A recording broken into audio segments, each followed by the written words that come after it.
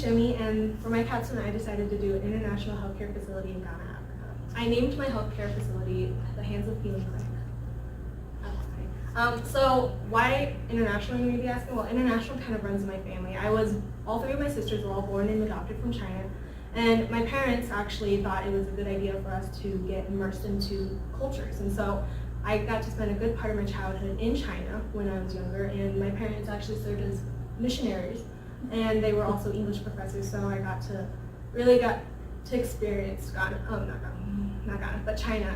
And so I got to learn about the education, the food, the people. The food is really good, by the way. I also got to learn about just everything about China. And so these are some pictures of me when I was younger. This is a picture of me and my younger sister, Holly. I think it was a couple of years after we had been adopted. And then this is a picture of me and my dad. They thought I was a boy when I was adopted, but because I had no hair, so that had proved them wrong. And so this is one of my favorite pictures, actually. This is a picture of me and my older sister, Honor, and then this is Harmony, my second oldest sister. And then this is a picture of my mom, my younger sister, Holly, and I in front of the U.S. Embassy in China. And so, okay. Why healthcare is another question that I believe that I ask myself too. So, big part of healthcare is that my father was actually a nurse for about 10 years, and then he went on to go and learn about nurse practitioning. And so he has been a nurse practitioner for about 5 years now. And I always looked up to him, and I wanted to actually go into nursing at first too. And so senior year of high school came around, and I'm required to do an internship. And so I do an internship with this clinic known as Hands of Hope, and it's a crisis pregnancy center. And so before the internship started, I thought I was going to get really into the medical part of it, but it actually turns out that I was more into the interior design part of it. It does not look like a typical clinic, and that's what I really liked. I liked the psychology behind it. I liked how they didn't make it feel like what you would feel in any typical clinic. And so it's got colors, it's got color schemes, it's got different building shapes. It's actually in a Victorian house, and that was really cool. And so right then and there, I decided I was going to go into healthcare interior design. And so junior year of college comes around, and I am asked to do an internship in Ghana, Africa. It's a 6-week internship, and it's actually with my father's residency, the people he did his residency with, which is Dr. Troy and Jamie Tompkins. And so that is a picture of them with their two youngest, Yvette and Timothy. And this family actually packed up everything and went to Ghana, Africa to become medical missionaries. And so they work with this organization known as City of Refuge Ministries. This organization really, it goes in and it saves kids from slavery. It provides them with food, shelter, clothing, support, religious support. It provides them with anything that they need. And so these are some of the pictures that I took while I was there. And this is a picture of the school, a picture of the classroom, and then this is a picture of them just doing homework and goofing off. Okay. Healthcare in Ghana is actually kind of sad. You can't really receive any health care without having to pay up front, and so it's pretty corrupt in that way. And so a lot of the times the health care that I was able to be exposed to while I was in Ghana, it wasn't very happy, and it kind of was a little sad too. So I was exposed to medical outreaches, so I went on a couple of them with my clients. I also went and toured a private hospital. It was really nice. It was very large for a developing nation, which I was surprised about. And it was also pretty luxurious in that sense. And then I also went to a Platinum Dental office. And so as you can see from this waiting room, it's not something you would see in any typical developing nation. So that led me to wonder, well, how do I make a building that pertains to something in between those? I don't want it to be completely not like no building existing. I want it to have a building, but I don't want it to be too fancy where it discourages people from coming. So that leads me to my problem. My problem is, how do I make a clinic that goes back to the culture, the traditions? How do I make it pertain to the lifestyle that they're used to? How do I also make how do I make it so that it also pertains to the different demographics and types of people that are living there? There are children, there are elderly, there are a big portion of the population in Ghana is actually our age, between 14 and 25, and so how do I make a clinic that is inclusive to all people? So that leads me to my 3 research topics. So I decided to do sustainability and green design. That included looking into thermal comfort, thermal mass, orientation of the building. It also looked into solar panels, water harvesting tanks, and just a ton of things that help make the building self-sustaining.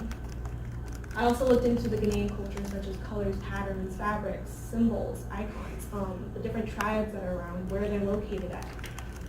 The third one was healing evidence-based design, such as biophilia, biomimicry, interactive waiting rooms, interactive rooms for patients to just socialize. It also looked into patient room layouts and patient exam room layouts.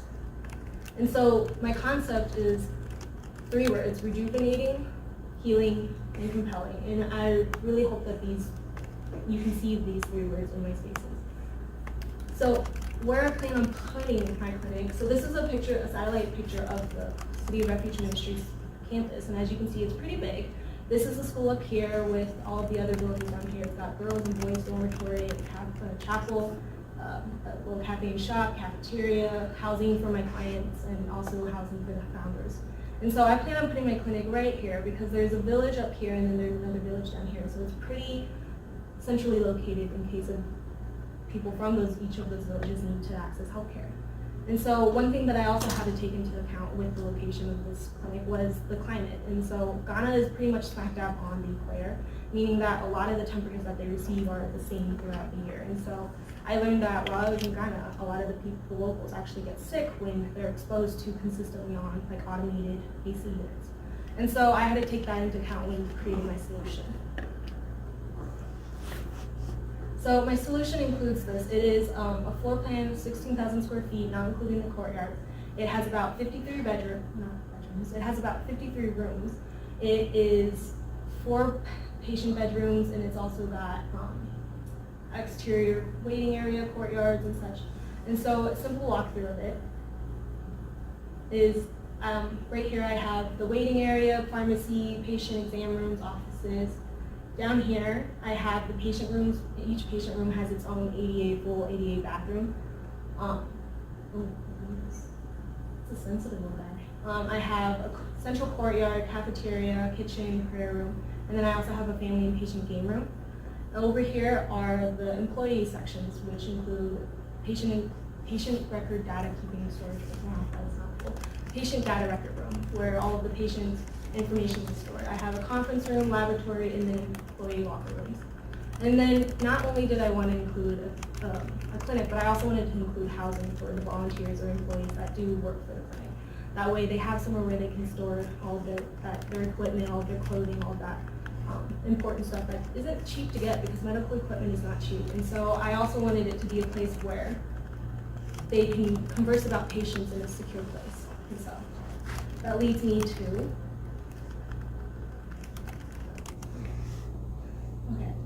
to showing you some of my images and my perspectives. So this is a perspective of my volunteer kitchen, living room, and dining room.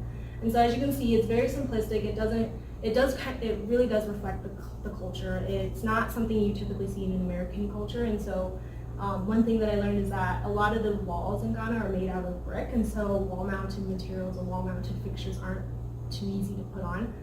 So a lot of my kitchens and a lot of my space actually doesn't have any upper cabinetry. And the only thing that is installed into the wall are these remote control AC units, because I thought, well, there are going to be some people, especially the volunteers, foreign volunteers that come over that would like to have it a little cooler than what fans can provide. And so about 85% of my materials actually come locally accessible. So that way it brings in money to the local economy. It's also feasible, and a lot of the local manufacturers and companies know how to install it quite well. And so I incorporated porcelain floor tiles and PVC ceiling strips, as you can see here. This is my clinic waiting room. It's very simplistic. It doesn't really reflect a typical clinic. Like I said, my clinic isn't going to reflect a traditional American clinic. So I hope that you can see that by the way that I have my furniture layout, by the way I've incorporated local and accessible paintings, biophilia plants, as well as a TV station and fans and other accessible privacy space. And so I really hope that this gives the patient, when they come in, a sense that it's not something they're used to, that they can be welcomed here. I've even incorporated ADA, which isn't something that Ghana quite follows. They have their own codes, but why not incorporate ADA? It is a healthcare facility for that. So as you can see, I've incorporated as much ADA as I can with the reception desk, the double doors.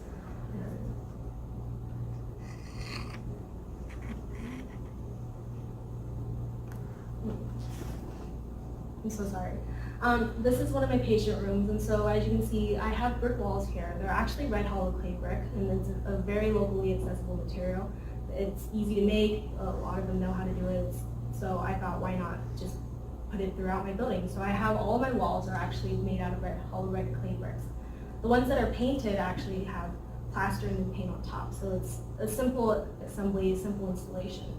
And it's also feasibility and provides money back into the economy. So my patient rooms include a full-size bed, a futon that's in the corner over here, a 4-door dresser, a little table with chairs, and then a bookshelf. I also have a remote-controlled AC unit so that in case if they do get a little bit hotter than usual, then they can control that.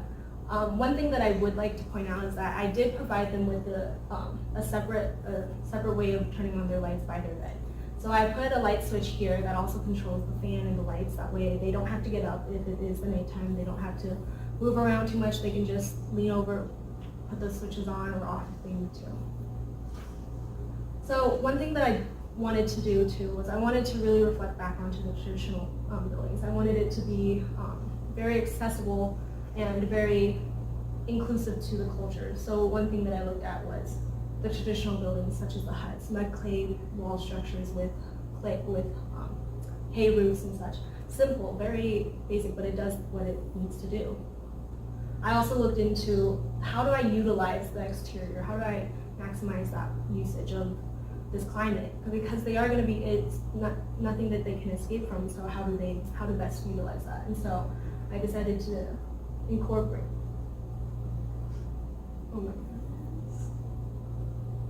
I decided to incorporate that through the use of a centrally located courtyard.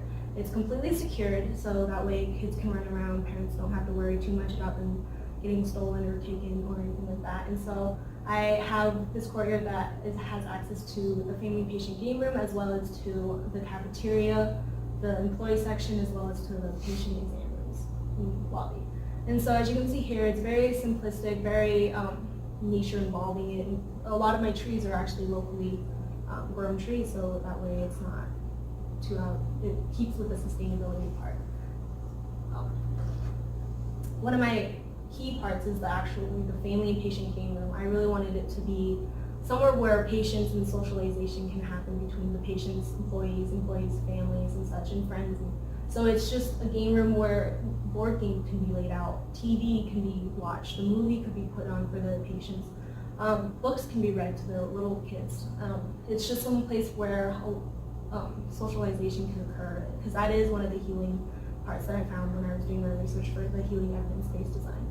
And so as you can see, this is actually an image of it in the nighttime, so it helps give a sense of it in a different ambiance, in a different lighting, a different setting. And so this is a picture of the same room at a different angle, but in the daytime. And as you can see over here, these are the louver doors that go out into the courtyard.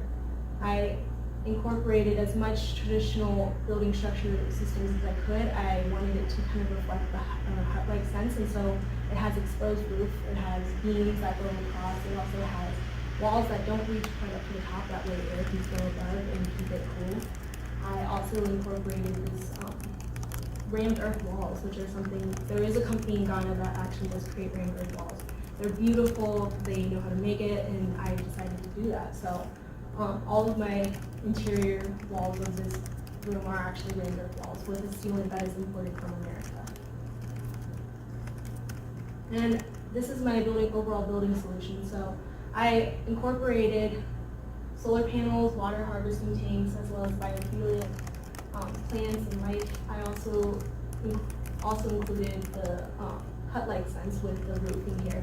So I don't know if you can see, but there are louver windows here that allow air to flow above it and then exit out over the patient rooms. That way it keeps the patients cool. It also keeps the family and patient room cool, and so it's a way of naturally ventilating that space. One other thing that was important to include was outdoor area for clothes drying.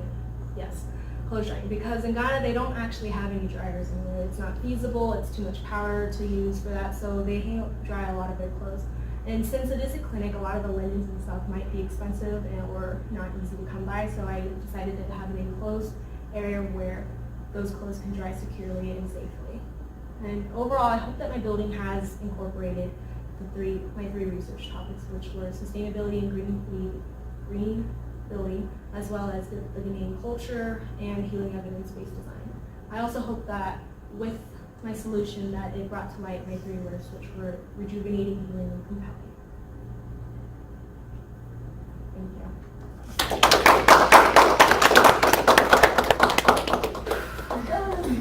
you.